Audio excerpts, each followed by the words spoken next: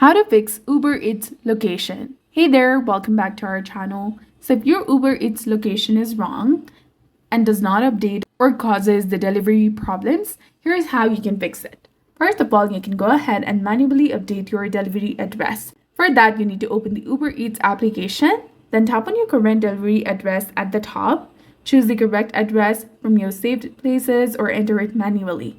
If needed, you can drag the map pin to precise location. Then after turn on the location permissions. If the app can't use your GPS, it might show the wrong location. So if you're using your Android device, simply tap and hold on to this application, tap on the eye icon in the top, and then go to permissions, select location, and then tap on allow only when using the app. You can also try turning on the Wi-Fi and Bluetooth. They may help you find your location even if you're not using them.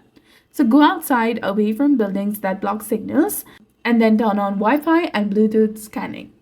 Also try clearing the app cache. A damaged cache file can cause location problems. So tap and hold on to this application, tap on the eye icon, scroll down and go to storage, and then click on clear cache.